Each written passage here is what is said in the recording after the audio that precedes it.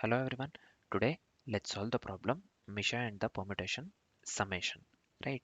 Misha and permutations summation. So this was asked in Codeforces around 285 division 2. Right? So I can just go through the question. It is easier to understand. I'll just summarize the question so that it will be easier for us to solve the problem. Right? So just give me a second here. Yeah. So what the question states here, we have been given two permutations. We have been given two permutations. One is P and another one is Q. One is P and another one is Q. Just give me a second here. Let me change the color. 1 second. Yeah. We have been given two permutations. One is P and another one is Q. Right? So we have been given two permutations P and Q of the numbers from 0 to n minus 1. From 0 to n minus 1. Right? So here we have to define their sum as the permutation at index order of P plus order of Q in lexicographical order. What we need to do here, we have to define their sum as the permutation at index order of P plus order of N. So I can just write in this way, order of P plus order of Q, right?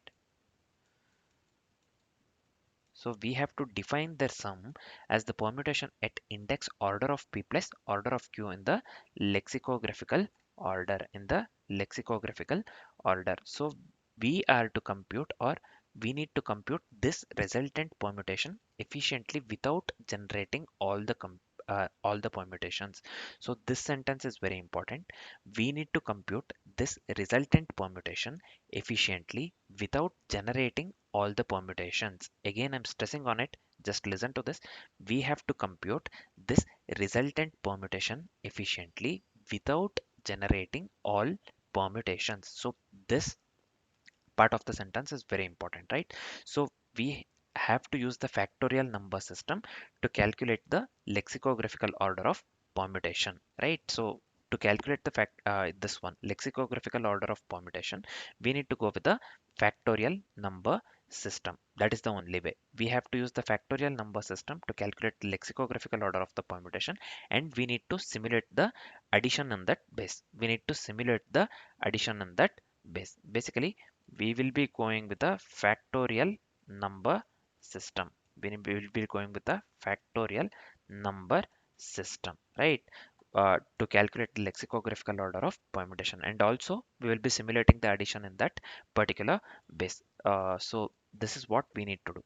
In the simple terms, we need to compute the resultant permutation efficiently without generating all the permutations, right? So we have been given two permutations P and Q of numbers from 0 to n minus 1. We need to define their sum as the permutation at index order of P plus order of Q. So if they wouldn't have mentioned that we have to go with the resultant permutation without generating all the permutations, then it would have been easier for us, right? So but here in this case, they have strictly mentioned that we have to compute the resultant permutation efficiently without generating all the permutations, right? So they have strictly mentioned here. So that is the reason. And one more thing, we have to make use of the factorial number system. Basically we have to calculate the lexicographical order of the permutation as well, right here. So in this case, we have to use factorial number system to calculate the lexicographical order of permutation, and also we need to simulate the addition in that base. This part we will understand while we discuss the approach and write the code mainly, right? So I hope the question part is completely clear, man. All we need to do is, we have been given two permutations P and Q of numbers from 0 to n minus 1. We have to define their sum. First we need to define their sum as the permutation at index order of P plus order of Q. Index order of P plus order of Q in lexicographical order. That's what we need to do. We need to define their sum as the permutation at index order of P plus order of Q in lexicographical order, right? That is what we need to do. The strict thing here, or the criteria that they have mentioned, is we have to compute the resultant permutation without generating all the permutations. This one we need to keep in mind. Also, we need to use the factorial number system to calculate the lexicographical order of permutation, right? So these things we have to keep in mind. Let me delete this one entirely. So let me come to the this one input output part. So we have been given here two inputs, right? So the here this one. So we have been given 0 1 0 1 here, right? So we have been given 0 1 0 1. So here uh, let's consider one thing. So this n we have been given 2. So the numbers we have is from 0 to n minus 1, right? From we have the numbers, we have been given two permutations p and q of numbers from 0 to n minus 1. So n we have been given here this one 2, p we have been given 0 comma 1, and q we have been given 0 comma 1 as well. The output that we need to get here is 0 comma 1 itself. 0 1, sorry, the output that we need to get here is 0 1, nothing but.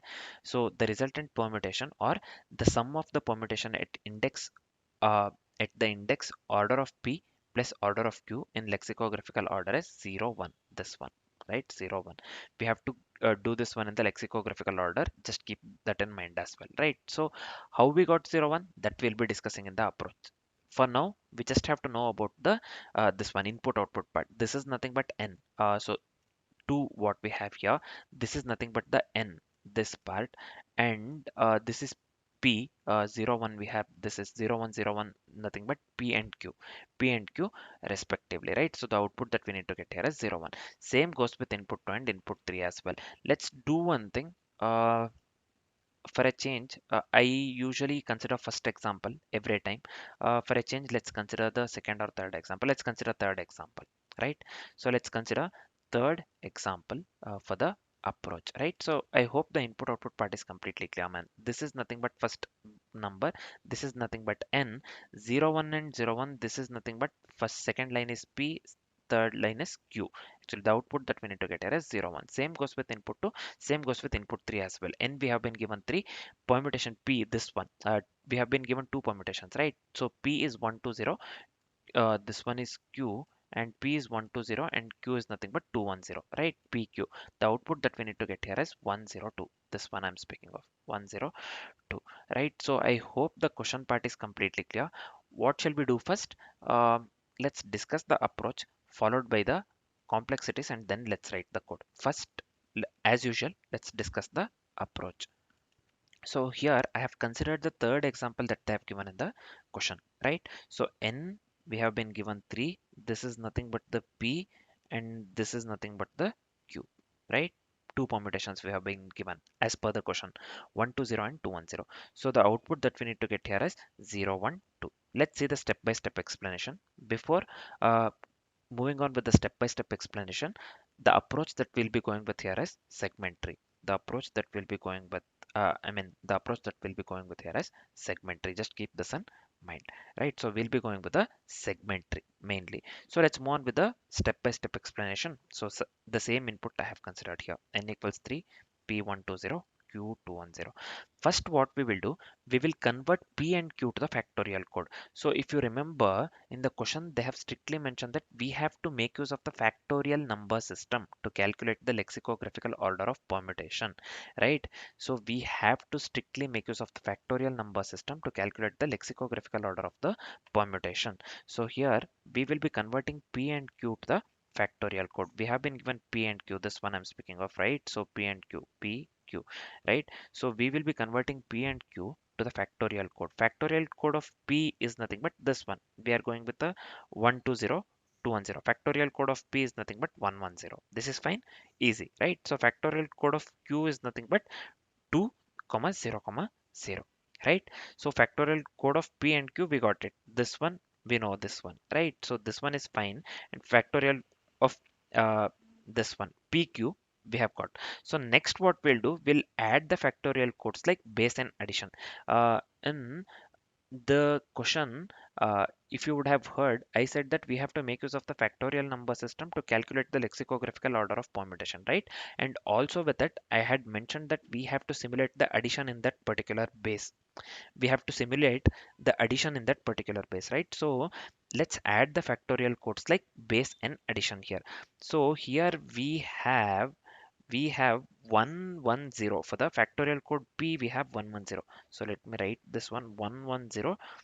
So p 110 and q 200, we have got factorial code, right? So here what we will do, so first we will be adding this one, 1 p and q, we will be adding 1 plus 2, 1 plus 0, 0 plus 0, right? So 1 plus 2, we will be adding p and q basically, right? So the first element with the first element, second element with the second element, third element with the third element, that's what we'll be doing here. 1 plus 2, this one will be 3, so usually we'll be going with the right? So this one 0, 1 plus 0, this will be 0 as well, this will be sorry, 1 plus 0 will be 1 and 1 plus 2 will be 3, 310, right? So we got 310 here. Next, after adding the factorial codes,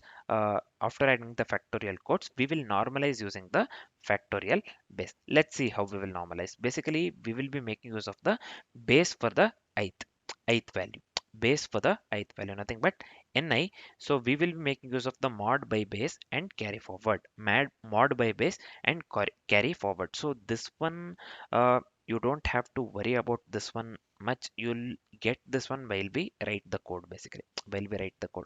We just have to know that we will be adding the factorial codes like base and addition. This part actually, we got the factorial codes 110 2 0 0, this one, right? So this one, when we add this one 0, pq, when we add pq 0 1 3, this one 310 will get this part, you need to know. So you, this is the theory part. We will be normalizing using the factorial base and we will be going with the base for ith.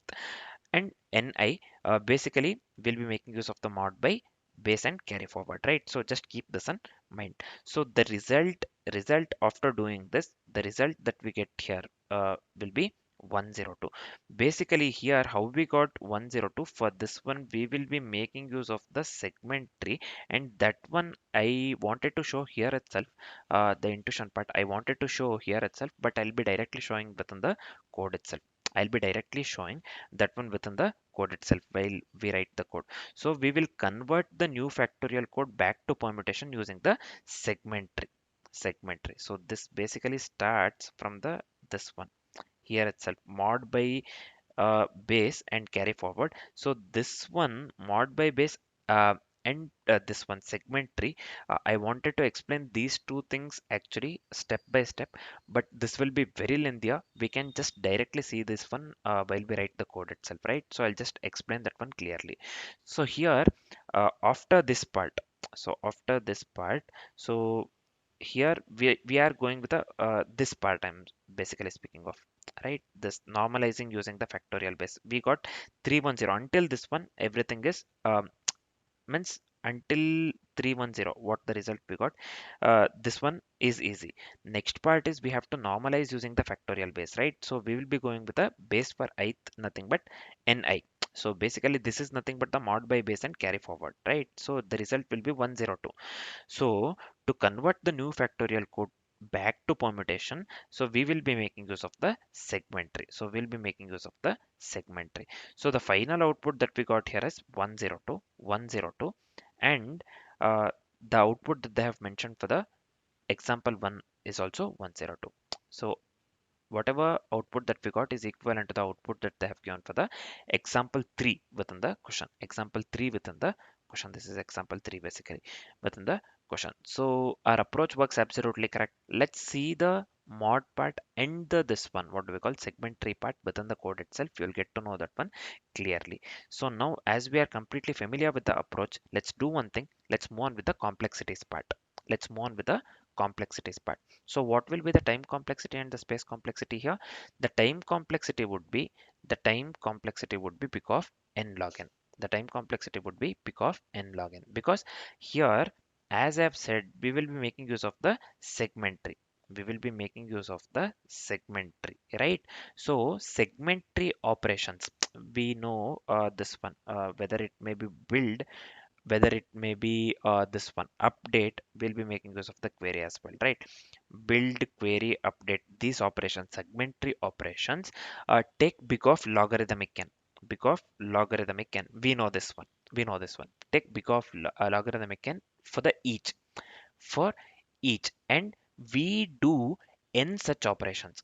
We are doing n such operations, so total it will be big of n log n, big of n log n. So total time complexity would be big of n log n, right? So what would be the space complexity? Space complexity would be big of n, because we'll be making use of the array.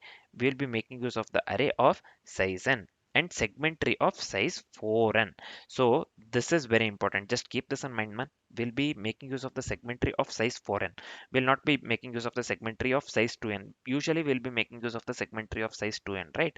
So here in this case, we'll be going with the segment tree of size 4n. Usually we'll be going with the 2n or the 4n. Usually we'll be going with the 2n. 2n. So here for this particular problem, we'll be going with the 4n. Just keep this in mind, right? So we will be making use of the arrays of size n and also the segment tree of size 4n. So overall space complexity would be big of n here. So the time complexity and the space complexity for the code that we'll be writing in the future would be big of logarithmic n and the big of n respectively, right?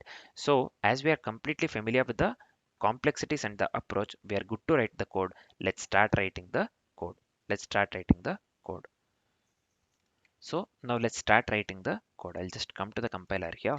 So we'll be making use of the different utilities. So I'll just go with, I'll just import utility package here. So I'll just go with java.util.star. So this is fine. Next, let me go with the class name. Let me go with the class name main. So this is fine. Within the main function, or within the this one main class, so you can just give any name for the class. Man, you can just give the question name itself or any relevant name, right? Accordingly with the question, you can just give any relevant name. So I'll just go with the name main itself, right? So now let's do one thing. I'll just go with the segment tree utility class here, right? I'll just go with the segment tree utility class. We have to go with the segment tree class as well, right? So here I'll just make use of the segment tree utility class. Basically, I'll be making use of it to maintain the availability of the values in the range 0 to n minus 1. In the question itself, they have mentioned, right? So we have been given two permutations from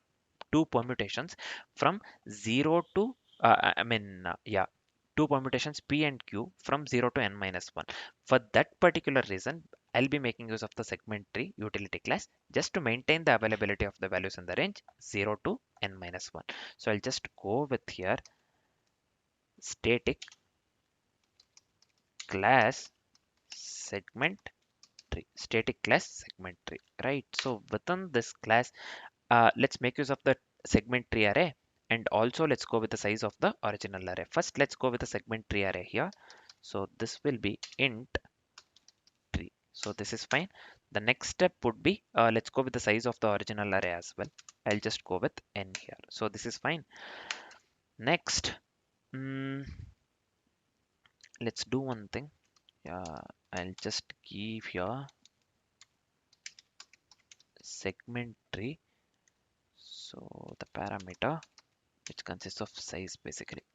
So here within this, we have to store the size. So I'll just assign n to size or initialize n to size, and also we have to allocate the segment tree nothing but 4n. So as I've discussed in the approach while discussing the complexities, I said that we'll be going with a this one segment tree of size 4n, right? So we have to allocate the segment tree 4n, which is basically safe size for this particular problem. So I'll just go with tree equals new uh, int of I'll just go with 4 into n.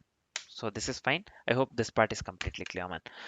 So next what we will do, we have to go with the different operations within the segment tree, right? So basically for this problem, we'll be going with a build query as well as update. Build query as update. Normal segment tree operations, build query as well as update, right? So let's make use of the build function here, which basically initializes all the leaves to 1, right? So I'll just go with void build. So here the parameters I'll be making use of is node L and R, nothing but left and right. So I'll just go with the int R. So within this, let's go with the leaf node. If L equals R, then we have to mark that one as available. Nothing but I can just write it on this way. Tree of node equals 1. And also we don't have to return anything. I'll just give return here, man. This is fine. So let's go with the midpoint. Let's go with the midpoint. I'll just go with mid equals L plus R by 2. L plus R by 2, and we are building, right? So this is basically the build function. So we have to build the left child and we have to build the right child. If you know the segment tree, basically what does the build operation do? We have to build the left and right child, right, within the build function usually, right? And then we have to sum the children.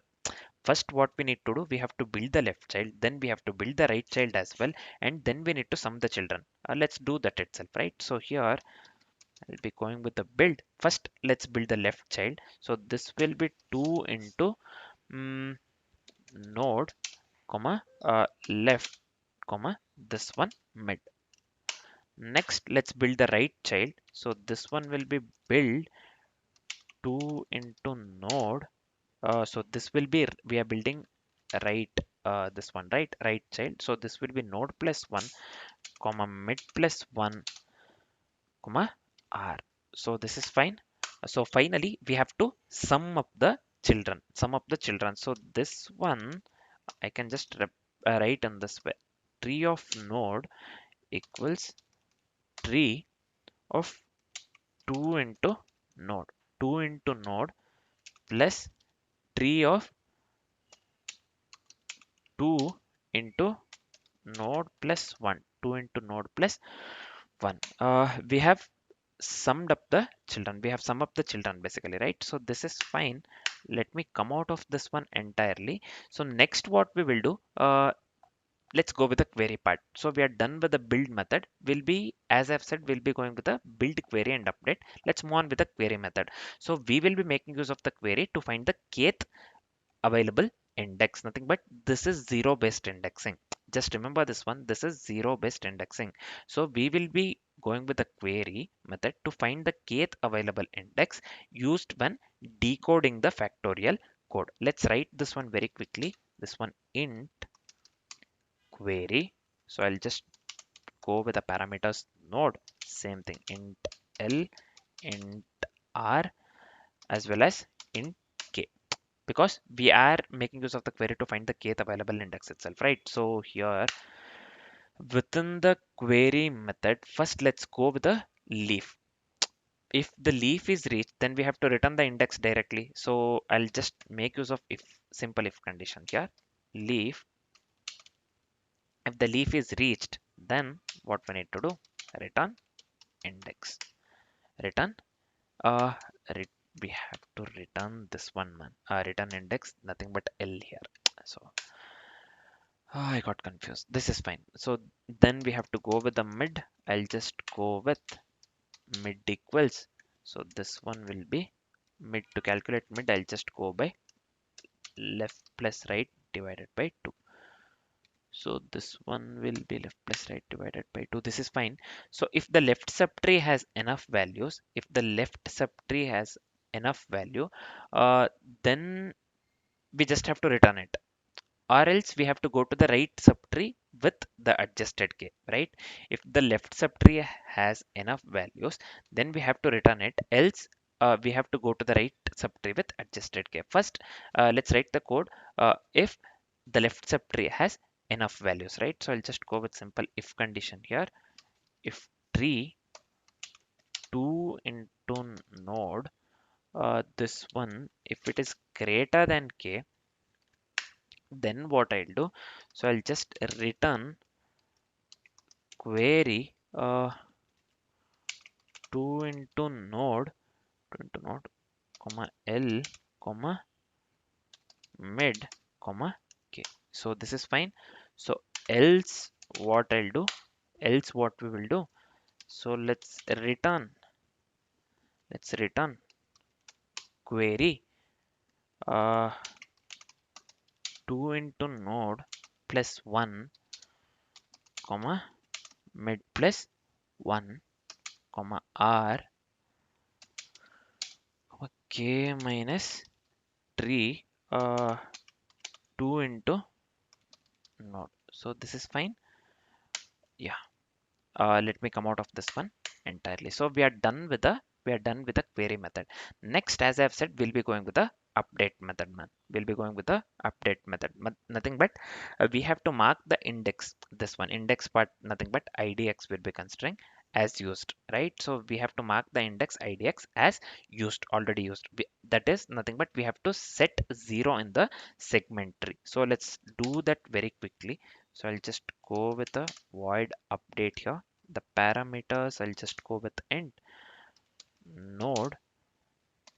So I'll be making use of left, right, and idx index. So this will be int right or reach. You can just call it anything, left or right, or index and reach. L and R I'm speaking of. IDX is nothing but index. So first what we need to do, we have to mark this one unavailable. If left equals right, then we have to mark that one as unavailable, right? So I'll just go with if L equals R, then tree of node, this one, let's initialize this one to 0. We are just marking this one as unavailable and we don't have to return anything. I'll just give return here. Come out of this one, if condition. Next, let me go with the mid. I'll just go with the mid equals L plus R by 2. So this is fine. So we have to recurse the right, left or right based on the index, right? So let's do that. We are just going with the recursion part here. We have to recurse left or right based on the idx or the index, right? So we have considered idx here. So here, if idx is less than or equal to mid, then what we need to do here? So I'll just go with the update of 2 into node, comma, left, comma, mid, comma, idx. So this is fine. Uh, else, else what we need to do? I'll just go with update of 2 into node plus 1, comma, mid plus 1, comma, r, comma, this one is index. So this is fine. So next thing is we have to update the current node. So this one will be tree of node equals tree 2 into node. So this is fine. Tree of 2 into node. So we are just updating the current node here, right? So again I have to go with the same thing. Tree of 2 of node plus 1, the next index. So I'll just go with, let me copy the same thing here. We paste it over here and let me give here node plus 1. Tree of 2 into node plus 1. We are just updating the current node here. So we are done with the update as well, update method as well, right? So basically we are done with the segment tree class. So we went with the methods build, query, and update, right? Now what shall we do? Let's convert the permutation to its factorial code representation. So here whatever we discussed in the approach, let's try to this one articulate in the form of code. Means let's convert the permutation to its factorial code representation here. So I'll just go with static first, int this one. Let me make use of something relevant name here, man. Let me give permutation to factorial code. Yeah, this will be good. uh, Factorial code, right? Permutation to factorial code. So within the parameters I have, I'll just consider permutation and this one n. So within this uh, method, so what I'll do, let's create the segment tree. We have already written segment tree, this one class, right? So these methods we have already written, build, query, as well as update. So here we have made use of the segment tree class as well. So let's create the segment tree first within the perm to factorial code method. So I'll just go with segment tree. I'll just go with the variable name seg here so that I don't have to type much. So I'll just go with a new segment tree here of n, new segment tree of n, right? So we have successfully created a segment tree. Now let's initialize all the values as available. So I'll just make use of the build. So build is the method which we have used to initialize, right? So here, if you remember, while writing the build process, I have said that this is the build function that initializes all the leaves to 1, right? So this is the, I had said this is the build function which initializes all the leaves to 1, nothing but it indicates all the values are available basically, right? So here in this case, we will be making use of the build, means let's initialize all the values as available now. Let's initialize all the values as available. I'll just go with set dot build here. This one will be 1 comma 0 comma till 0 to n minus 1, right? So in the question they have given, so this will be n minus 1. This is fine. Yeah, yeah, this is fine.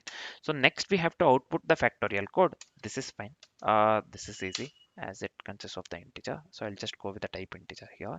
So this one I'll just go with the name factorial code variable name new int new int of n. So this is fine, new int of n.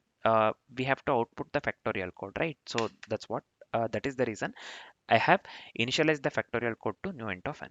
So this is fine, man. The next step is, let's go with the iteration part here. For int I equals 0, I less than n, I plus within the for loop, what we will do, we will count how many values is less than permutation of I, how many values less than permutation of I still available. So this we have already discussed in the what do we call approach, right? So let me articulate the same thing in the form of code. Factorial code we have made use of, sorry, this one, fact code of I, iterated value of the factorial code. So this one, let me go with count count less of segment comma permutation of I comma n, right? So here I have made use of this one basically directly, man, countless. So we have not written the helper function countless at all, right? So let me do one thing, so don't get confused here, don't get confused here. Let me do one thing. Mm, so here, let me write the helper function countless first, countless, and what shall I do now? This code is actually pretty long. So yeah, first let's do one thing. Let's write the helper function countless, and then let's make use of it on within the permutation to factorial code method, right? So I'll just give here static, and so this one will be countless. So basically, let me go with the parameter segment tree, nothing but seg here. And also I'll be making use of the parameters value and n. So within the method countless, so we have to go with the count in the range 0 to val minus 1. Basically 0 to n minus 1. N is nothing but the value here. It will be 0 to val minus 1, right? So we have considered this one parameter val, if you observe correctly. So this one, let me make use of the within this one we have to count in the range 0 to n minus 1. To count in the range 0 to n minus, I mean 0 to value minus 1 or 0 to val minus 1, I will be making use of the another help of method, nothing but query less, query less. Basically we will be going with the range query on segment tree to count the values in ql comma qr in simple terms, right? So I'll be going with this one static and query less. So this one will be again a segment tree. This one I'll just go with the parameters node. Just go with the parameters node L R. So this one will be QL. This one will be and QR. So this is fine. So within this method, what I'll do, so there will be if there is no overlap, then we have to return 0, right? So this one, let me write the simple if condition. If there is overlap and if there is no overlap. First, let's go with if there is no overlap, then we have to return 0. So if QL is less than L or QL, we have considered QL and QR, right? So this one is QL greater than R, then we have to return 0. Means if there is no overlap, right? So here, if there is overlap, means if QL is less than or equal to L and Q, then R is less than or equal to QR, then let me return. We have considered the variable SEG, right, for the segment tree. Segment dot tree of node. If there exists a complete overlap, then we'll be doing this one, right? So again, then let's follow the same process. Let's go with the mid. Let's go with the mid. Mid will be left plus right, or index plus reach by 2, right? Or left plus right by 2. So this is fine. So if there is a partial overlap, we went with first, if there is no overlap, then we went with complete overlap, 65 66. Now let's consider one more thing. If there is partial overlap, then we have to combine both the sides. Let's go with that. So I'll just go with return. uh, we will be going with the recursion, man. So let me copy this one, query less, this one segment comma 2 into node comma left comma mid. This one will be ql comma qr, ql comma qr. And also we have to combine both sides, right? So I'll just copy the same thing and make the necessary changes left and right side. So let me copy this one, let me paste it over here. So this one will be segment plus 2 into node plus 1. This is fine. This one will be node plus 1, 2 into node plus 1. So instead of left, we are considering right here. This is fine, we know this one. And ql and qr. For the right, we don't need mid. So this is fine. We'll be going with a QL and QR. We have to go with a mid plus 1 as well, man. How can I forget mid? So just give me a second here. Node plus 1 and mid plus 1. So this one will be, yeah, this is fine. Mid plus 1, R, QL and QR. R, QL and QR. This one is fine. Yep.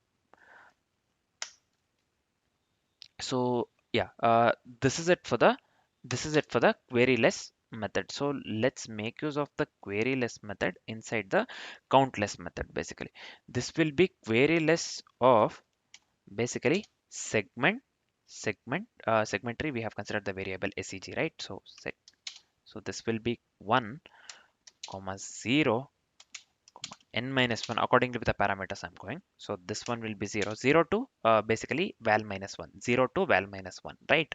So here in this case I'll give val minus 1 according to the parameters. This is fine. So now what we will be doing, we will be making use of countless method within the this one perm to factorial code method. So I'll be making use of a countless method here. This one I have already made use of this one, right? So let's continue with the same thing.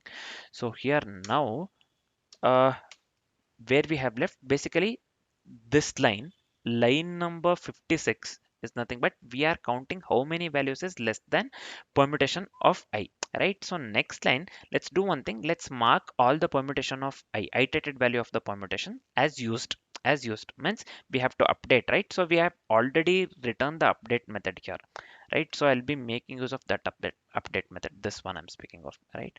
So this has to be so this is fine. Yeah, I'll copy this one. Let me copy this one. Where? Yeah, segment dot update this one values. Segment dot update from 1 comma 0 comma n minus 1 finally iterated value of the permutation. So this is fine. I hope this part is completely clear, man. right? So here, what we need to do here, we need to return the factorial code, right? So I'll just go with the return factorial code, fact code. So this is fine. So we are done with the permutation to factorial code method, countless method, as well as the query less method. So let's move on with the further things. Let's move on with the further things. So we have to add two factorial codes using base ni, base nothing but ni, accordingly with the approach, right, at each position from right to left. For that also I'll consider one more method here. For that also I'll consider one more this one method. Let's go with the some relevant name. I'll just give here add factorial codes, right? So I'll just go with static here, static.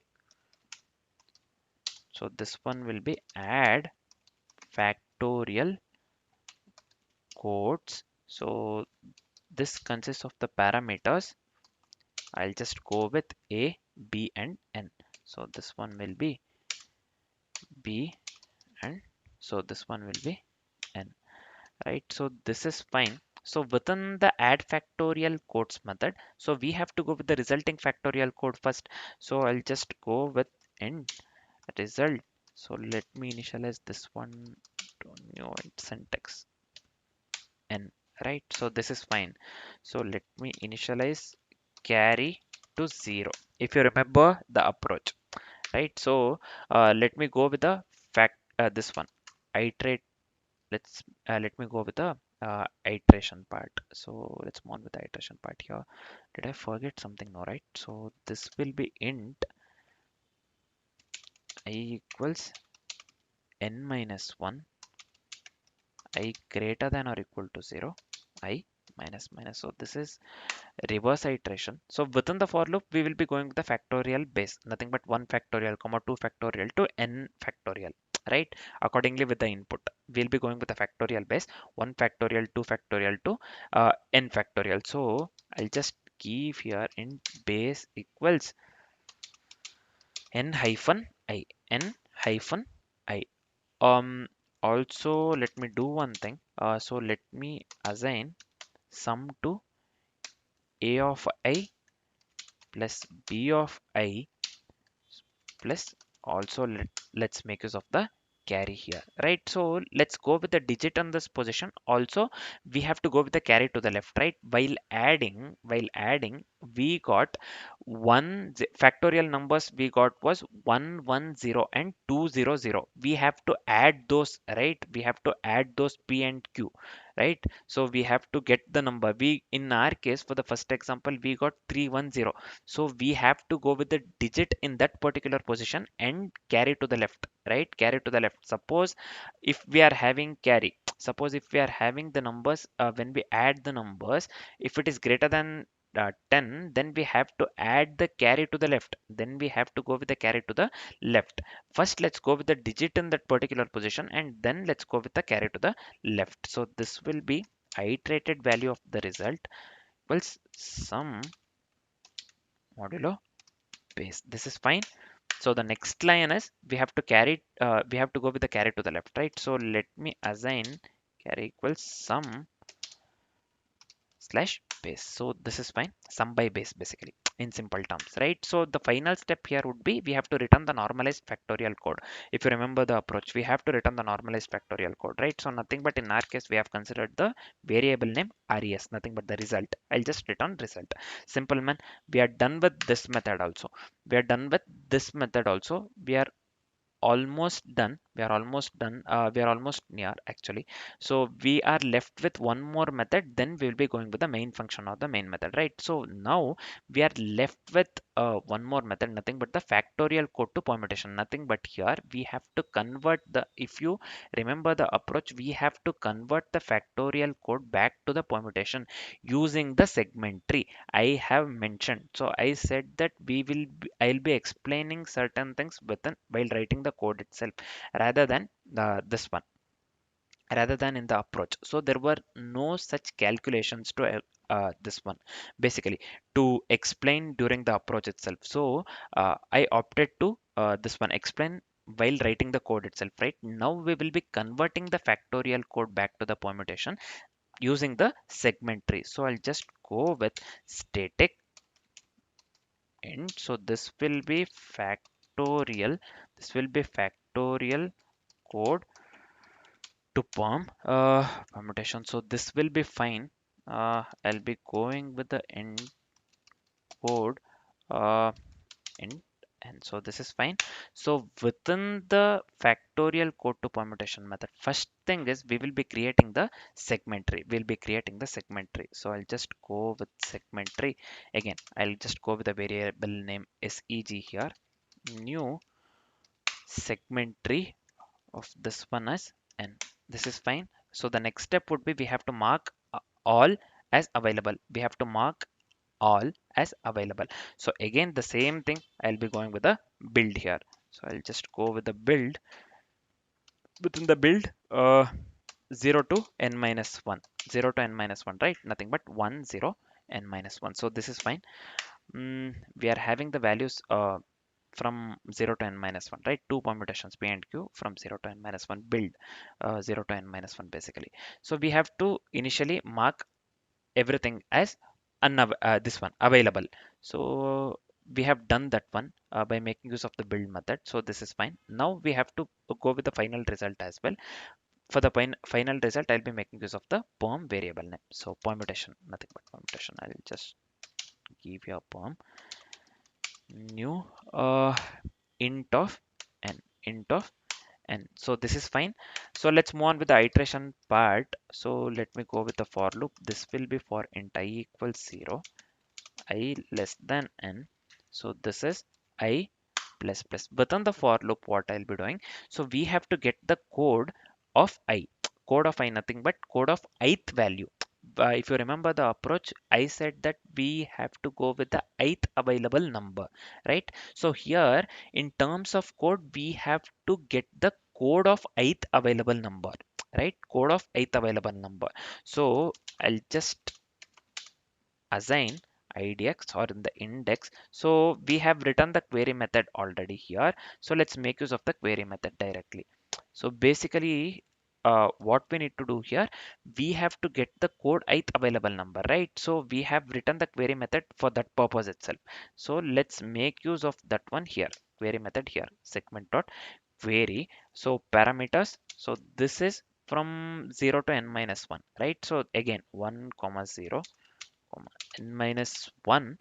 So this one will be code of I. So this one will be code of I. So after successfully doing this one, we have to place it at the ith position, right? So we have to place that one at the ith position accordingly with the approach. So this one iterated value of the permutation, let me assign this one to the idx or the index here. So let's mark the index as used. Let's mark the index or the idx as used. So for marking the index as used, we have already written the update method. So here we are updating in simple terms, right? So if I don't want to make this one as complicated, so this one basically we are updating here. So I'll just go with the update method segment, this one seg dot update.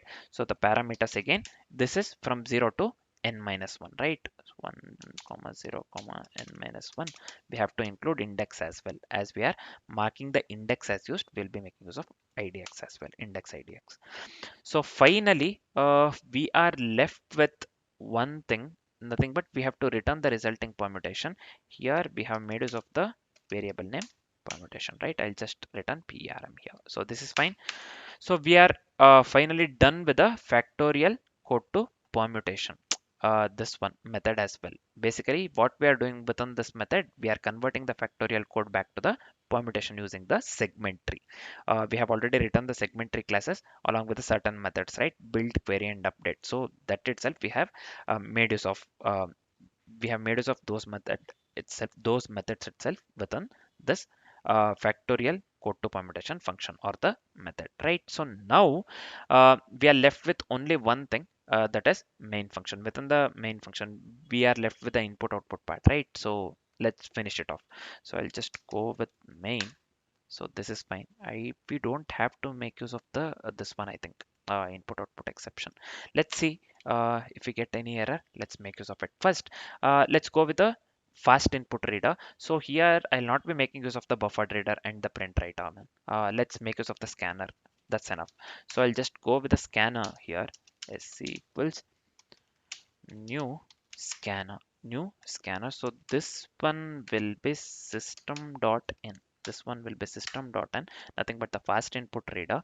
And we have to read the size of permutation. So this one will be, let me assign this one to sc scanner, nothing but the scanner dot nextint. So this one will be scanner dot nextint. This is fine. So the next step would be we have to go with the first permutation and the second permutation, right? So nothing but P and Q.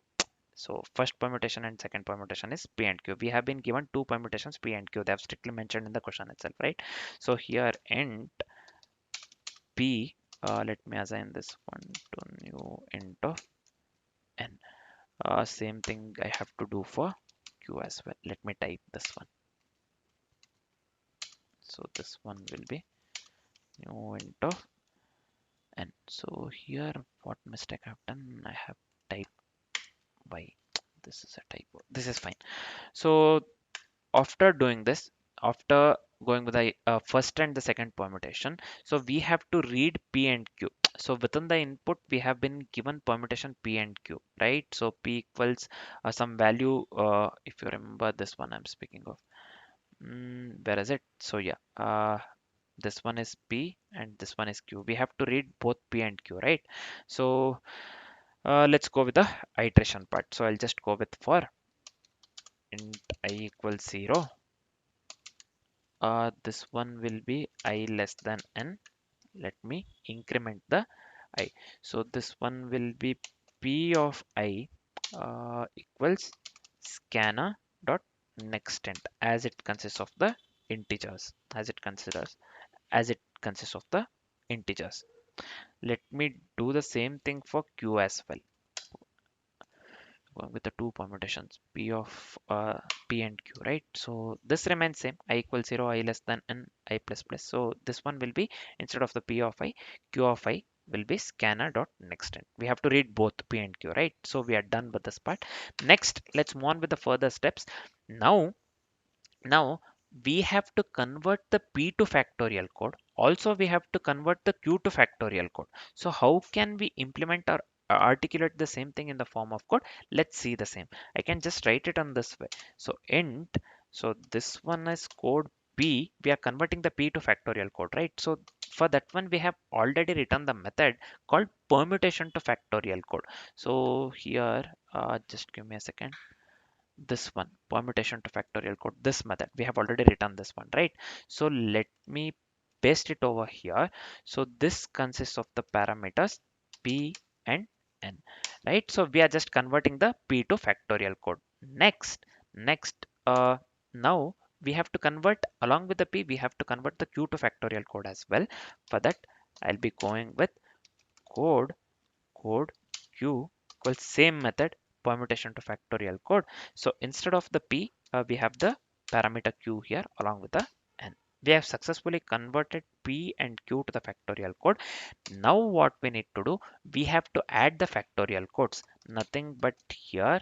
So this one will be some code equals. So for that one, to add factorial codes, we have written a method named add factorial codes. Add factorial codes, right? So just give me a second here. This one I'm speaking of. So let me copy this one. Let me copy this one. This consists of the parameters code P, code Q, and N. So this one here, code P.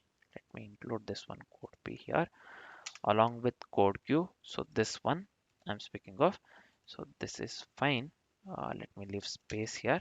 Along with this one, I'll just go with N. Let me go with the N because we are adding the factorial codes, right? So this is fine. So the final one here is we have to convert back to the permutation. So accordingly with the approach, if you remember, after adding the factorial codes, we have to convert everything back to the permutation, right? So here I'll go with res. We have already made use of, I think, right? So I'll just go with the complete result variable result. So here we have to convert back to the permutation. For this one, we have already written a method called factorial code to permutation, previous one. right? So this one, the final method, right? So let me copy this one, let me paste it over here. So here we have two parameters. One is some code we have already made use of, and n, right? So we have successfully converted back to the permutation. The final step is, here we are done with the coding part. We just have to output the result, right? Let me go with the iteration, nothing but the for loop here. So this one will be int x of the result. So we have to output the result, in the sense we have to go with x along with this one. We have to append the space as well, right? So we have to go with the x, also along with the x we have to append the space. If you observe the output here, this one I'm speaking, and see here 1 0 we have, right? So x, and we have to append the space. So how can I write that one here?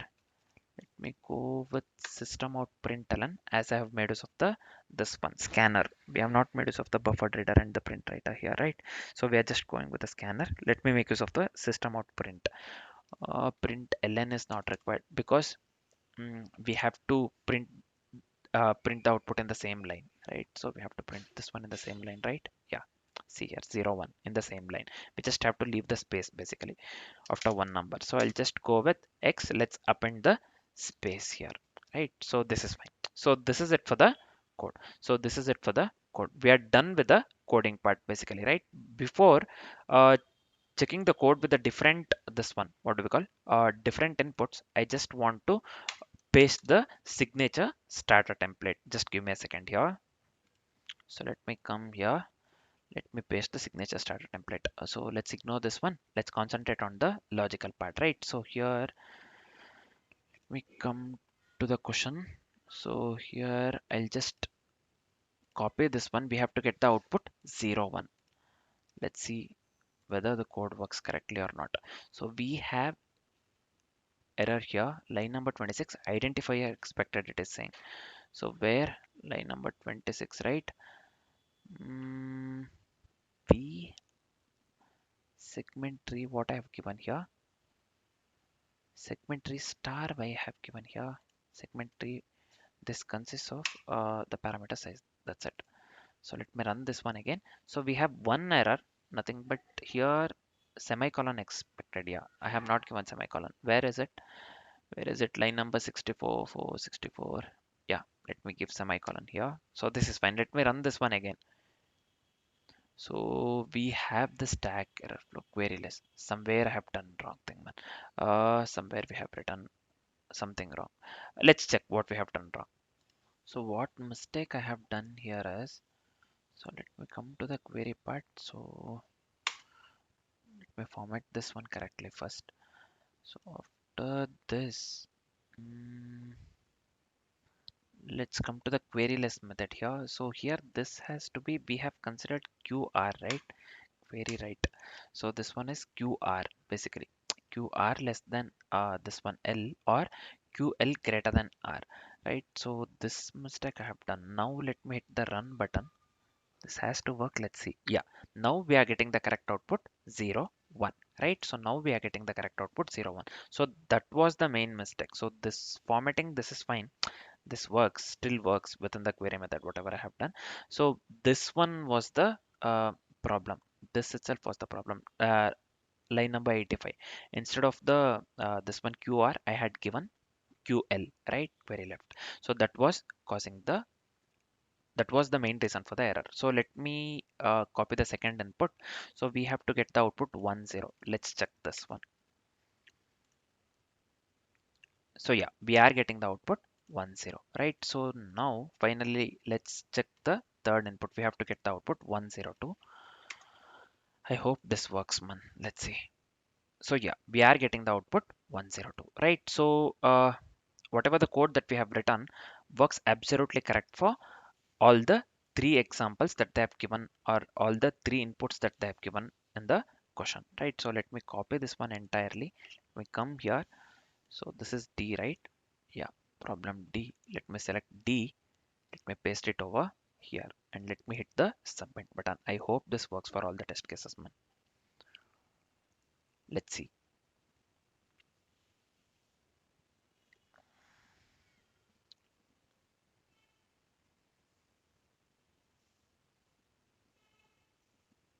Let's wait for some time. This is taking time.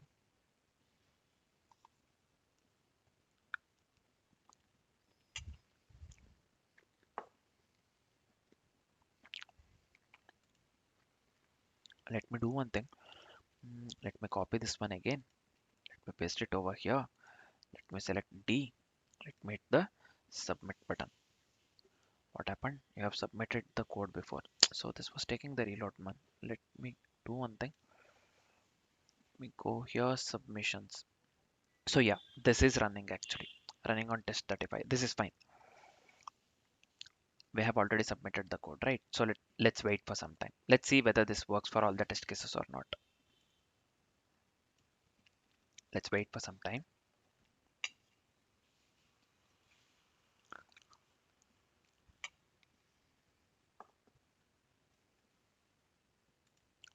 So here you can clearly see, right? So this is showing accepted in the toast as well as the verdict we got accepted here, right?